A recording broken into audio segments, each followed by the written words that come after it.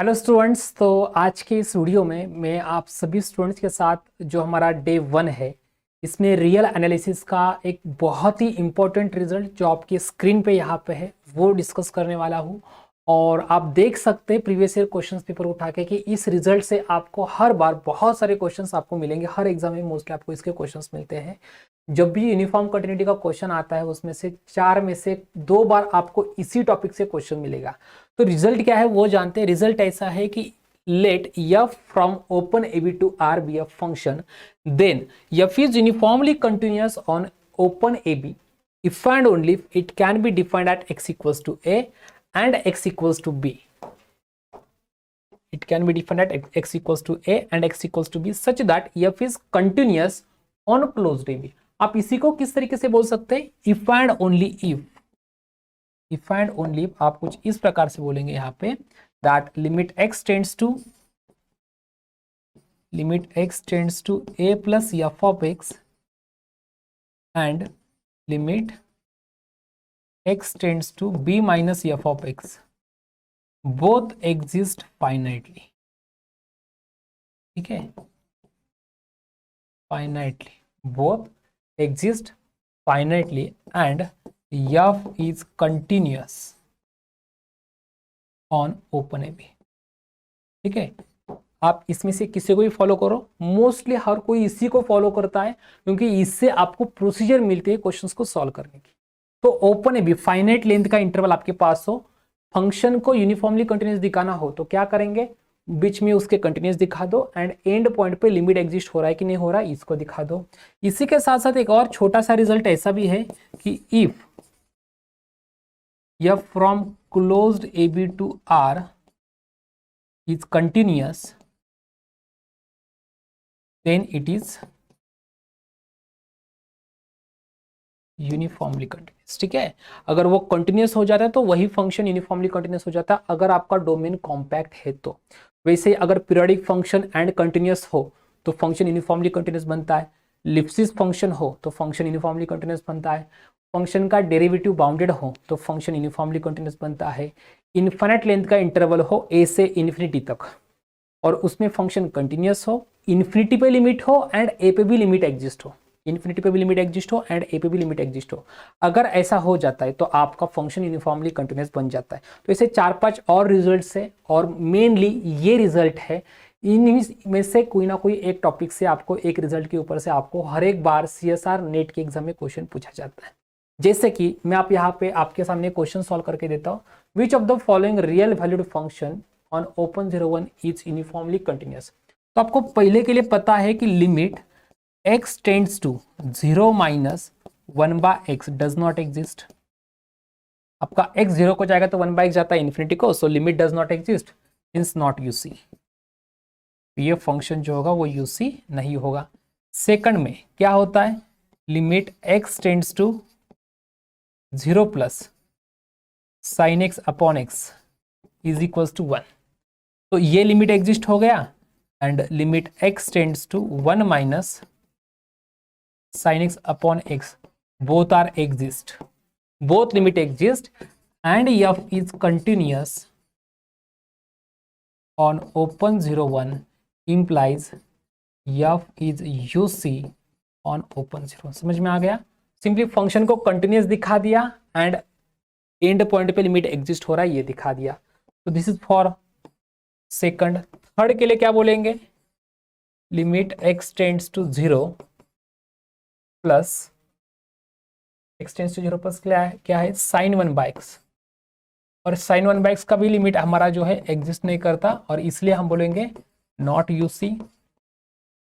And fourth one, limit x tends to 0 plus cos x upon x, इसका भी limit exist नहीं करता क्योंकि न्यूमरेटर जो है cos x वो जा रहा है 1 को, डिनोमिनेटर जा रहा है 0 को, तो इसका भी लिमिट एग्जिस्ट नहीं करता and therefore we can say not UC. ठीक है, तो इस तरीके से आप बोल सकते हो कि आपका ऑप्शन बी जो है वो करेक्ट ऑप्शन है। तो कुछ देखो, ये तो हमने ऑलरेडी सॉल्व कर दिया, ये भी हमने सॉल्व कर दिया, ये भी सॉल्व कर दिया, आपको इसको चेक करना है। Which of the following functions are uniformly continuous on open 01। तो x साइन 1/x इसको आप सॉल्व कर लीजिएगा और उसी के साथ साथ ये वाली functions e to the power x x sin x and tan pi x by 2। ये थोड़ा सा इंटरेस्टिंग है, इसको जरा सोच समझ के सॉल्व कर लीजिएगा, ठीक है। तो this is for your homework. ये 5 क्वेश्चन है आपके पास, e to the power x, x sin x, tan pi x by 2 and x sin 1 by x, ठीक है। सो आई होप कि आप सभी स्टूडेंट्स इसको अच्छे से सॉल्व करेंगे एंड यूनिफॉर्म कंटिन्यूटी से CSR नेट के एग्जाम में 100% आपका क्वेश्चन आएगा ही आएगा। तो इस टॉपिक को बहुत अच्छी तरीके से करके जाइए।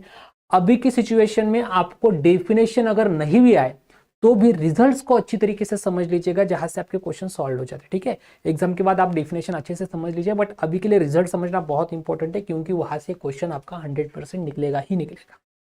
ओके, तो all the best students for your preparation, wish all the very best and happy learning.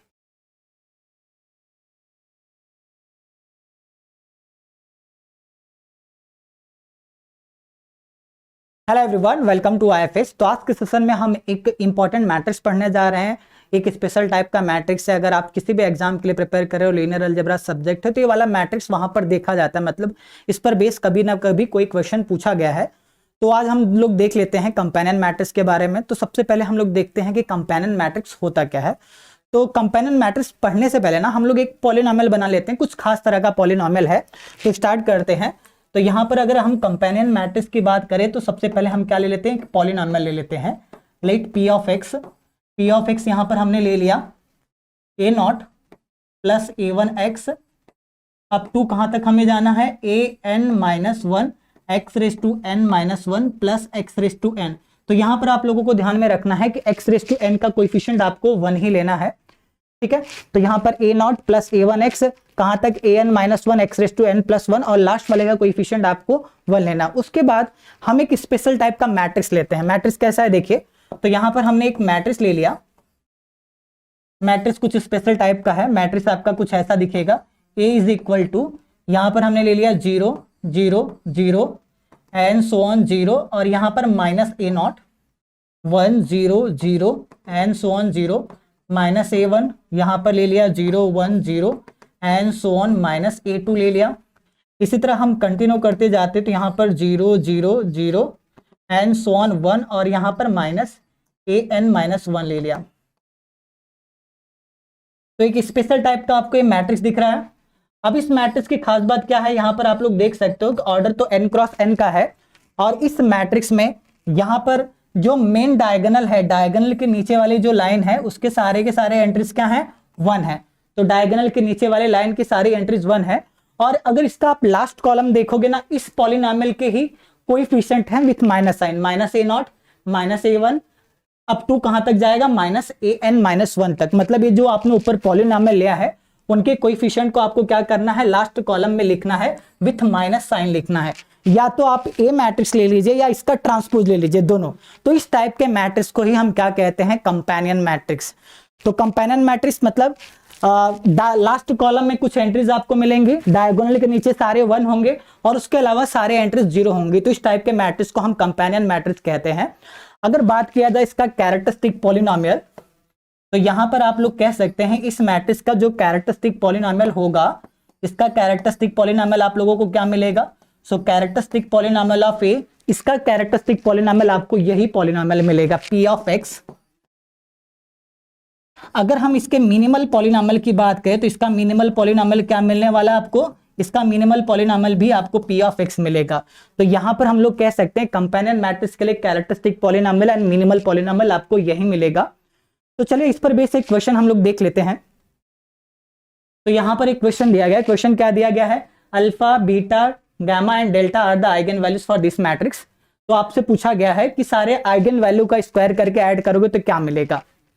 तो यहां पर आपका देखो एक कंपेनियन मैट्रिक्स है, डायगोनल के नीचे वाले लाइन में 1 आ रहा है और लास्ट कॉलम में कुछ कोएफिशिएंट है। तो लास्ट में क्या होगा, minus a0 minus a1 minus a2 और minus a3।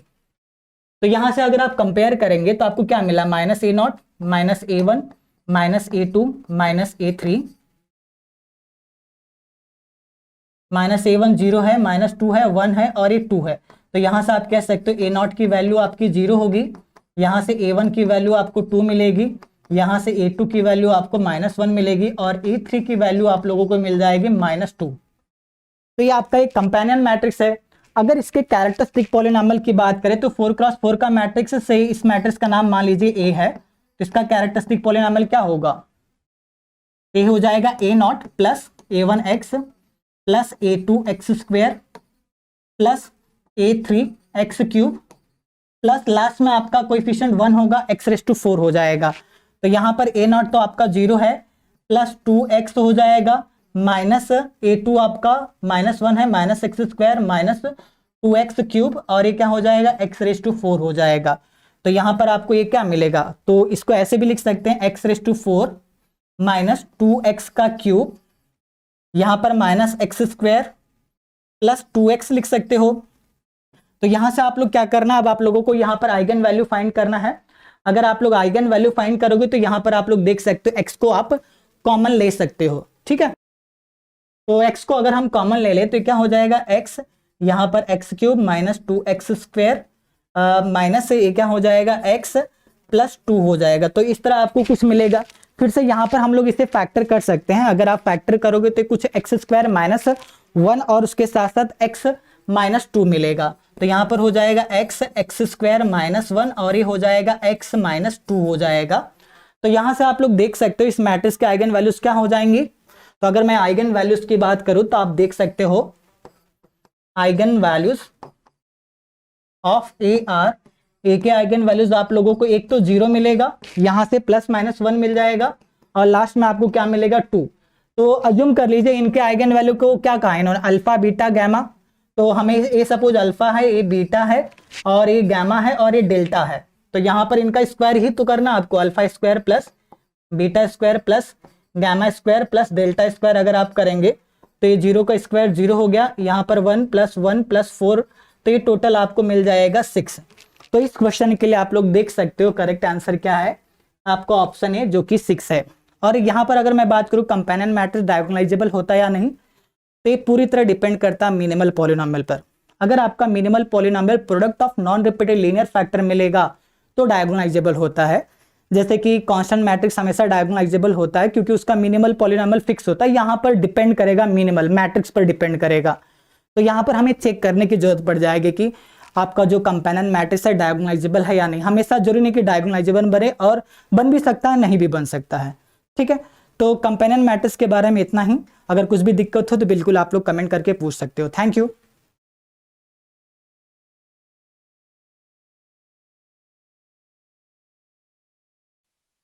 Hello my dear friends, welcome back to the IFS. This is your friend Rohit here. Students, एक बहुत ही इंटरेस्टिंग कंसेप्ट आप सभी के लिए लेकर आया हूँ जिसका नाम है रेसिड्यू एट फाइनाइट पॉइंट। तो क्वेश्चंस हमेशा इस पे बनते हैं और स्टूडेंट स्ट्रगल करते हैं इस कंसेप्ट में, क्वेश्चन नहीं बनते। तो आज हम एक बहुत ही ब्यूटीफुल क्वेश्चन करने वाले हैं रेसिड्यू पे। चलिए देखते हैं, क्वेश्चन समझते हैं directly. Residue at a finite point होता क्या है। तो अगर आपके पास कोई भी लॉरेंट सीरीज दिया जाता है an(z - a)n, n goes from -∞ to +∞, तो इसमें जो a-1 का जो कोएफिशिएंट होगा उसे हम बोलते हैं रेसिड्यू। तो residue of any function, suppose ये f(z) के करस्पॉन्ड हमारा लॉरेंट सीरीज है, तो residue of this function is nothing but, suppose point A पे देख रहे हैं, is the coefficient of 1/z - a, that means a-1. this is nothing but the coefficient of 1/z - a in Lorentz expansion, ठीक है। तो ये हमारा होता है residue at a finite point A. तो इस पे एक क्वेश्चन करते हैं हम। चलिए, बहुत ही इंटरेस्टिंग क्वेश्चन है। p हमारा रेसिड्यू है फंक्शन का, फंक्शन है sin z/z 2010 और 0 पे हमें रेसिड्यू निकालना है। और r' उन्होंने डिफाइन किया 1/p, ठीक है, 1 रेसिड्यू। तो ये r' हमारा कब 0 होगा, कौन से मॉड्यूलो से, तो इसमें नंबर थ्योरेटिक जो फंक्शन है उसका यूज होने वाला है, ठीक है। तो चलिए समझते हैं। तो पहले हम क्या करते हैं, fz को लिखते हैं जैसे sin z/z 2010। तो let's try to expand the sin z। तो ये क्या आएगा, sin z is z³ 3 factorial z⁵5/5 factorial चलते जाएगा, ठीक है, z⁵2009/2009 factorial minus z⁵2010/2010 factorial चलते जाएगा, अल्टरनेट प्लस माइनस। तो अभी हमें 1/z मिलेगा कब, जब 2009 को मैं 2010 से डिवाइड करूंगा तभी मुझे 1/z का कोएफिशिएंट मिलेगा। तो तो can I say residue is nothing but coefficient of this z raise to 2009 which is 1/2009 factorial. ये हमारा क्या है, एक्चुअली उन्होंने p डिफाइन किया है। नाउ हम डिफाइन करते हैं r डैश। r डैश क्या है हमारा 1/p, तो 1/p क्या होगा 2009 फैक्टोरियल। अभी 2009 फैक्टोरियल मतलब 2009, 2008, 2007 चलता जाएगा किधर तक 1 तक, ठीक है।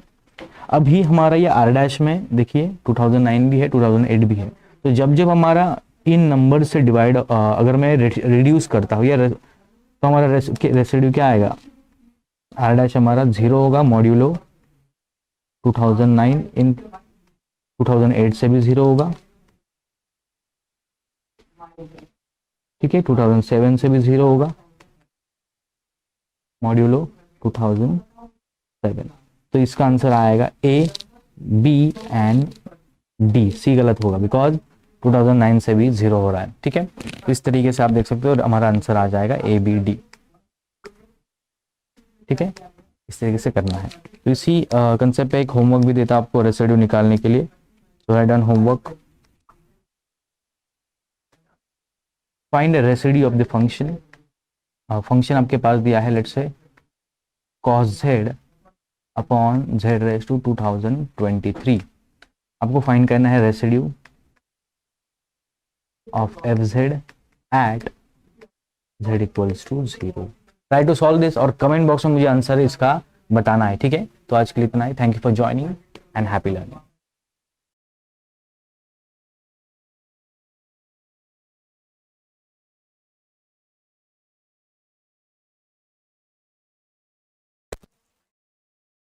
Hello and welcome everyone. Let me discuss a concept with you. Concept is very simple but it is very useful. Let me discuss what is the concept. See, let's consider a group G. कोई एक group G है हमारे पास and A उसका कोई element है, let's say A belongs to G. Okay? A belongs to G है तो इसको हम नॉर्मलाइजर निकाल सकते हैं, नॉर्मलाइजर ऑफ A, या फिर इसी को हम सेंट्रलाइजर ऑफ A भी बोलते हैं. Let me denote it by C of A. Okay, centralizer of some element या फिर नॉर्मलाइजर सेम होते हैं दोनों.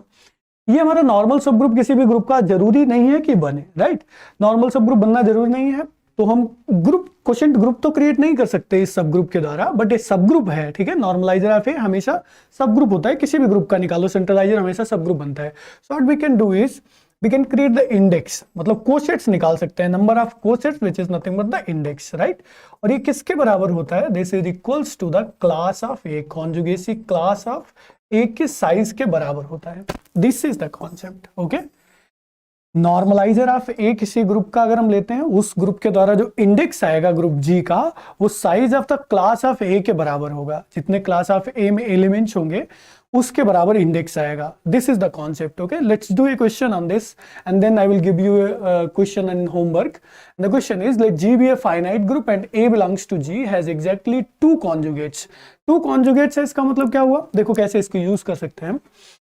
मतलब हमें साइज दिया गया है, क्लास ऑफ ए का साइज क्या दिया है, लेट मी डिनोट, क्योंकि इन्होंने क्या किया है, suppose C A class of A से इसको डिनोट किया है, तो मैं सी ए से ही लिख देता हूं. वैसे क्लास ऑफ ए से लिखा है मैंने, सी ए क्लास ऑफ ए, ठीक है, ये दिया है. और इसका साइज कितना दिया है, 2 दिया है, क्योंकि दो ही एलिमेंट ए के साथ कॉन्जुगेट है, तो size of the class of A is 2.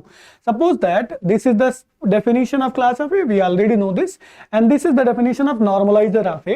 Then which of the following is incorrect? तो इनमें से कौन सा incorrect option है. तो पहला क्वेश्चन है, the number of elements in CA is prime number. It is obvious, right? Incorrect पूछा, ये correct है, तो discard हो गया. क्यों prime number? Because class of A में C of A में कितने एलिमेंट 2 हैं, so this is prime. ये 2 प्राइम ही तो है, तो सीधा स्ट्रेट फॉरवर्ड है, ठीक है. Then G is a simple group. क्या जी सिंपल ग्रुप होगा? Normalizer of A is not equals to G and normalizer of A is the normal subgroup of G. ये सारी चीजें कैसे पता करेंगे, जो अभी कॉन्सेप्ट मैंने बताया उससे हम क्या कर सकते हैं, normalizer G by normalizer of A index निकाल लेते हैं. This is equals to size of the class of A which is given 2, right. 2 दिया गया है.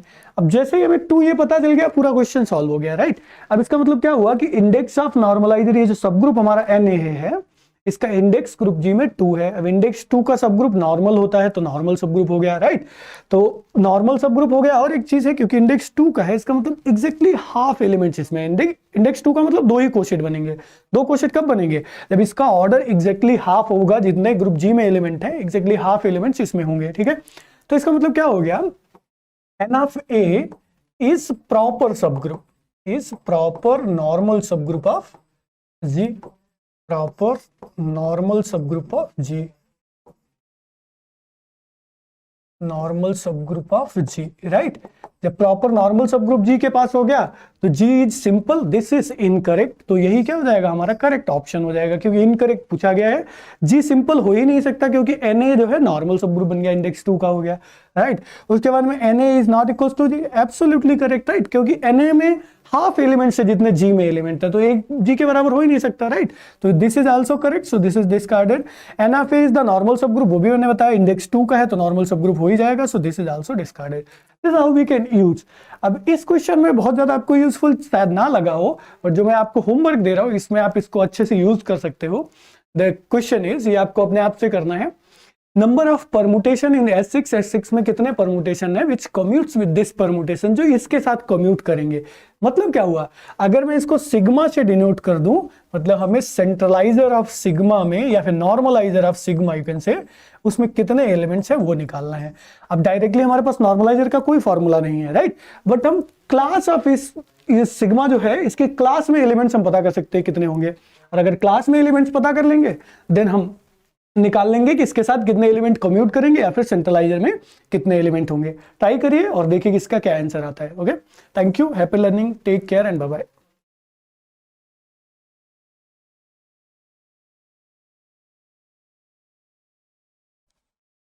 हेलो दोस्तों, कैसे हो आप। तो आज के इस वीडियो में हम लोग बात करने वाले हैं कि पार्शियल डिफरेंशियल इक्वेशन का एक इम्पॉर्टेंट फॉर्मूला जहां से हमेशा क्वेश्चन आता है।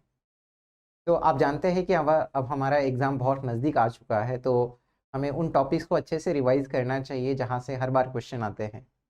आज के वीडियो में हम लोग यही एक टॉपिक है वेव इक्वेशन का। हम लोग जानते हैं एक फॉर्मूला होता है wave equation for the string of an infinite length, और उसी को हम लोग बोलते हैं डी अलेम्बर्ट्स फॉर्मूला, जहाँ से बहुत बार क्वेश्चन आया है। तो चलिए एक बार ये फॉर्मूला क्या है वो एक बार देख लेते हैं, और उसके साथ साथ एक एग्जाम्पल आपके लिए और एक एग्जाम्पल हम लोग यहीं पर सॉल्व करेंगे, ठीक है। चलिए फिर देखते हैं वेव इक्वेशन, और ये आपको कैसे आइडेंटिफाई करना है कि आपको ये फॉर्मूला कब यूज करना है।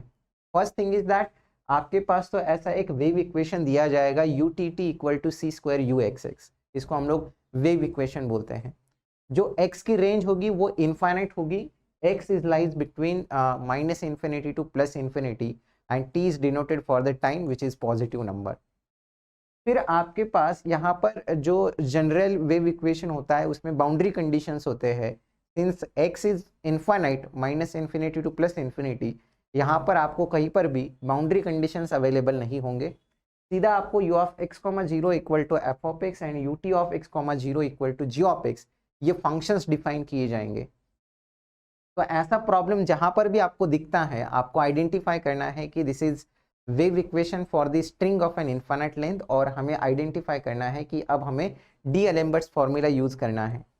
डी अलेम्बर्ट्स फॉर्मूले की हेल्प से हम लोग इस प्रॉब्लम का सोल्यूशन दे देते हैं, और फॉर्मूला क्या है, u of x, t equal to 1/2 f of x plus ct plus f of x minus ct plus 1/2c integration from x minus ct so x plus ct g of y into dy, ठीक है।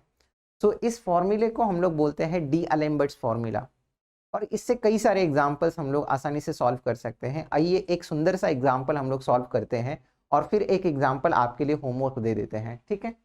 तो the example is that something like this कि let u be the unique solution of this wave equation UTT minus, अब c square, c की value 1 दी है, UXX equal to 0, ठीक है।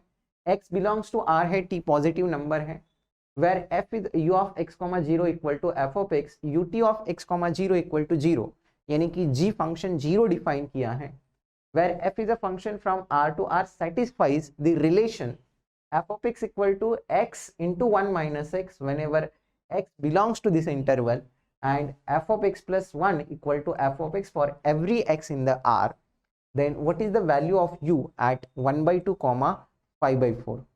सुंदर सा सवाल है। सबसे पहली बात हम लोगों ने आइडेंटिफाई कर लिया कि यहाँ पर हमें क्या यूज करना है, डी-एलेम्बर्ट्स फॉर्मूला, क्योंकि x की रेंज इनफाइनाइट है, बाउंड्री कंडीशंस नहीं है, initial conditions u of x, 0 equal to f of x, ut of x, equal to 0, तो g ऑफ x फंक्शन 0 है। अब g ऑफ x फंक्शन 0 हो जाएगा तो u ऑफ x, t हमारे पास क्या बन जाएगा, सिंपली 1/2, देन यहाँ पर f of x plus c t plus f of x minus c t, right, plus f of x minus c t. इतना ही क्यों आ जाएगा फॉर्मूला, क्योंकि अब हम लोग आइडेंटिफाई कर सकते हैं कि g फंक्शन 0 है, g ऑफ x फंक्शन क्या होता है, ut of x, 0 that is equal to 0। तो सिर्फ हमारे पास इतना फॉर्मूला आ जाएगा। लेकिन यहाँ पर आप आइडेंटिफाई ये भी कर सकते हैं कि ut equal to C square u x x होता है, तो c की वैल्यू हमारे पास 1 है, राइट। तो c की वैल्यू 1 है तो u ऑफ x, t हमारे पास क्या बनकर आ जाएगा, दैट इज सिंपली 1/2, देन इंटी यहाँ पर f of x plus T और फिर plus f of x minus T, right, ये बन के आ जाएगा। अब हमें क्या निकालना है, वैल्यू निकालनी है u की एट पॉइंट 1/2 comma 5/4, क्योंकि f फंक्शन सिर्फ कहाँ पर डिफाइन है, x बिलोंग्स टू 0 1 के लिए ये फंक्शन है, और f of x plus 1 equal to f of x for every x belongs to R दिया हुआ है। u एट 1/2 comma 5/4, u की वैल्यू 1/2 comma 5/4, ये क्या आ जाएगी, देखिए जरा, ये 1/2 f ऑफ 1/2 प्लस 5/4 क्या आ जाएगा दोस्तों, 1/2 प्लस 5/4। तो हम लोग इसको 2 से मल्टीप्लाई और डिवाइड करते हैं तो यहाँ पर ये बन जाएगा 7/4 एंड प्लस f ऑफ यहाँ पर क्या आ जाएगा 1/2 माइनस 5/4, सो 1/2 माइनस 5/4, ये क्या आ जाएगा, अगेन 2 से मल्टीप्लाई और डिवाइड करिए, या आ जाएगा -3/4, f ऑफ -3/4। यानी कि अब हमें किसकी वैल्यू निकालनी है, f ऑफ 7/4 की और f ऑफ -3/4। लेकिन आप देखिए 7/4 भी इस इंटरवल में नहीं है और -3/4 भी इस इंटरवल में नहीं है, तो अब हम लोग कैसे वैल्यू निकालें उनकी, उसके लिए उन्होंने एक डेटा दिया है कि f of x plus 1 equal to f of x। तो अब आप देखिए हम लोग 7/4 को कैसे लिख सकते हैं, 7/4 it is equal to, I can write 1 plus 3/4, ऐसे लिख सकते हैं। यानी कि अब मैं क्या बोल सकता हूं, अब हम लोग जानते हैं कि f of 3/4 is equal to f of 3/4 plus 1 plus equal to f of 7/4, ऐसा लिख सकते हैं, क्योंकि हम लोग जानते हैं कि f of x plus 1 equal to f of x।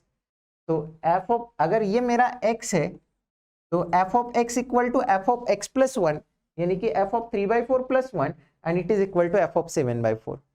लेकिन 3/4 हम लोग जानते हैं कि 3/4 कहाँ बिलोंग करता है, इंटरवल 0-1 के अंदर, और इंटरवल 0-1 के अंदर जब x है तो f ऑफ x फंक्शन क्या है, therefore f of x function हमारे पास क्या होता है, x इंटू 1 माइनस एक्स। तो अब मुझे बताइए कि f ऑफ 3/4 क्या आ जाएगा, f of 3/4 will be 3/4 into 1 minus 3/4, यानी कि ये क्या आ जाएगा 3/4 इंटू, यानी कि इट इज 1/4 विच इज 3/16, ये आ गया हमें f ऑफ 3/4। अब हमें f ऑफ 7/4 की तो वैल्यू मिल गई, f of 7/4 is same as f of 3/4 and its value is 3/16। Similarly हमें -3/4 की वैल्यू निकालनी है, f ऑफ -3/4।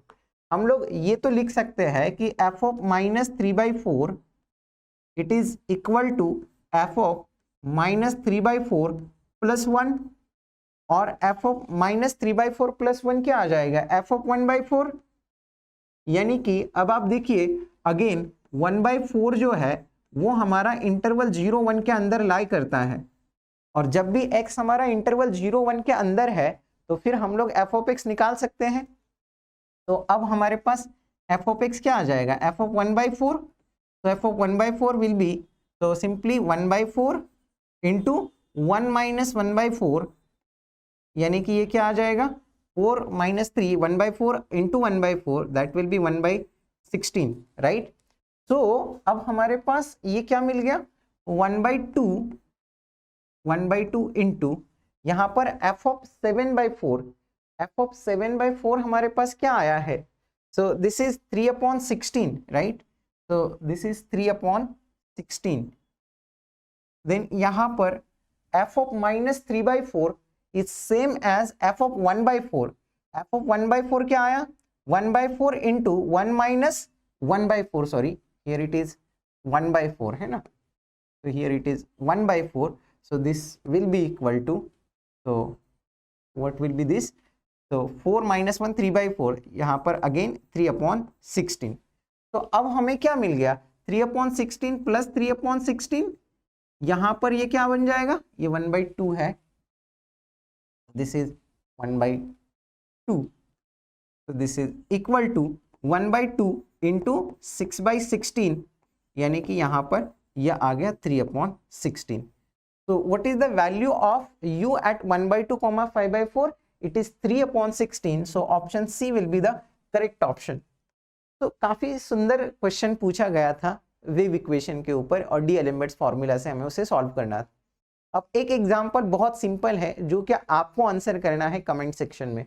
देखिए यहाँ पर हमारे पास ये क्वेश्चन है जो कि आपको ट्राई करना है एज अ होमवर्क, और आप इसका आंसर जरूर कमेंट सेक्शन में बताइएगा कि क्या आएगा, ठीक है। The function U satisfies the initial value problem, तो this is the equation x belongs to r है, t पॉजिटिव है, u of x, 0 zero function है, और ut of x, 0 it is 4x e raised to minus x square, then what is the value of u at 5,5। इसका जो भी answer आएगा comment section में जरूर डाल दीजिएगा। तो आई होप सो ये फॉर्मूला आप जरूर ध्यान में रखिए, एग्जाम में आपको जरूर फायदा हो सकता है, ठीक है। तो थैंक यू, आज के इस वीडियो में इतना ही था और हैप्पी लर्निंग।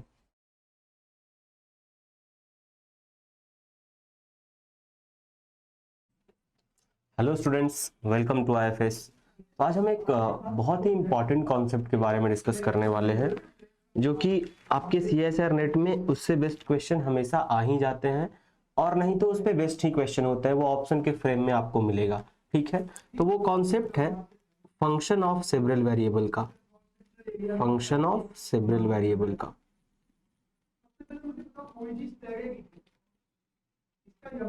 सेवरल वेरिएबल, लेकिन हम लोग यहाँ पे 2 वेरिएबल की बात करेंगे, ठीक है। सो यहाँ पे देखो वो कॉन्सेप्ट क्या कहता, ये लिमिट के बारे में है, और ये कॉन्सेप्ट क्या कहता कि अगर आप किसी भी फंक्शन की लिमिट, अगर 2 वेरिएबल फंक्शन है आपका, अगर आपको उसको लिमिट फाइंड करनी है, ठीक है, तो अगर 2 अलग अलग पाथ से लिमिट आपकी डिफरेंट आ रही है, then your limit will not exist, ठीक है।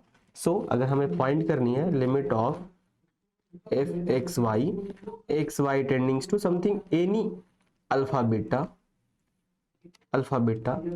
then if limit of fxy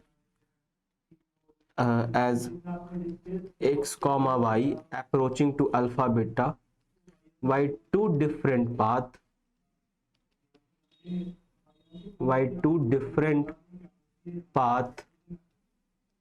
is different, then limit does not exist,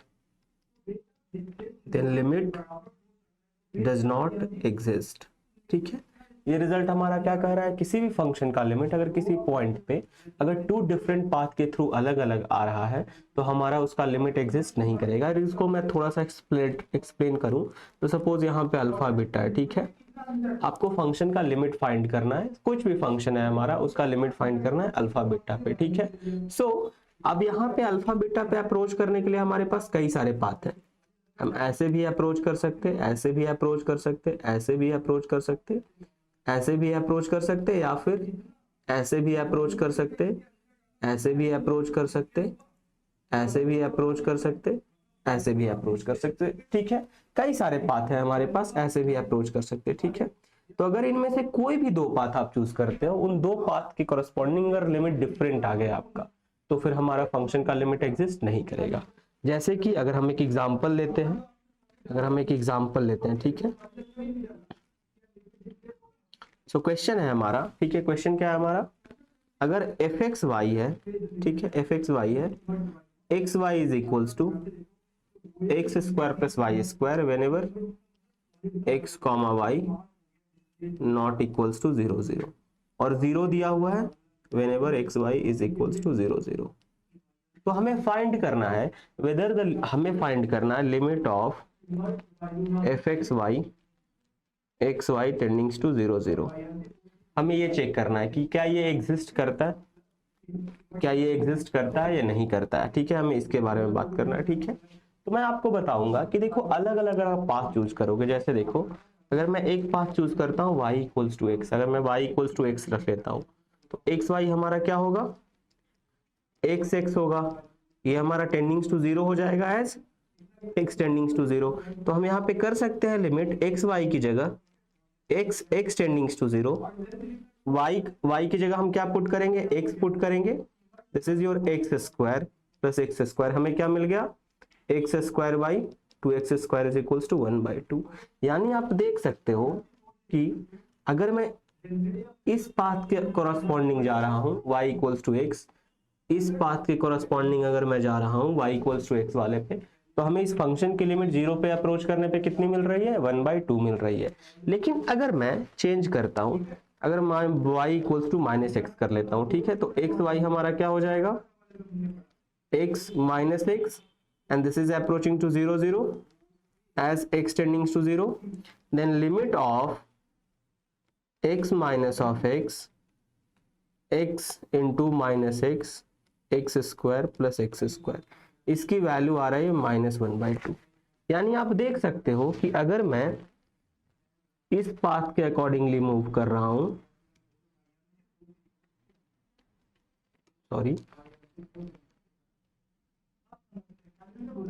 इस पाथ के अकॉर्डिंगली मूव कर रहा हूं, तो हमारे पास लिमिट क्या आ रही है, 1/2 -1/2 आ रही। अब देख सकते हो कि अगर मैं दो अलग अलग पाथ से 0 0 पे अप्रोच कर रहा हूं, तो हमारी लिमिट क्या आ रही है, डिफरेंट आ रही है। इसका मतलब फंक्शन की लिमिट एग्जिस्ट नहीं करती है, ठीक है, फंक्शन की लिमिट एग्जिस्ट नहीं करती है।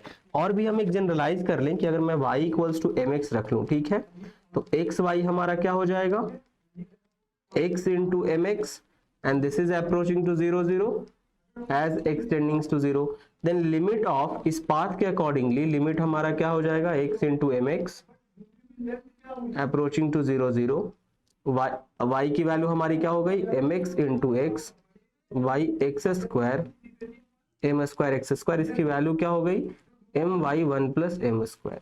अब देख सकते हो कि जैसे ही अलग अलग आप m रखोगे, आपकी अलग अलग वैल्यू मिलेगी लिमिट की। यानी हर m के लिए में भी आपकी वैल्यू हमारी डिफरेंट m के लिए लिमिटिंग वैल्यू, लाइक ये y इक्वल्स टू mx, ये हमारा y इक्वल्स टू x था, ये y इक्वल्स टू x था हमारा, तो इसके लिए लिमिट हमारी 1 आ गई, 1/2 आ गई, इसके लिए लिमिट हमारी -1/2 आ गई, y इक्वल्स टू -x था।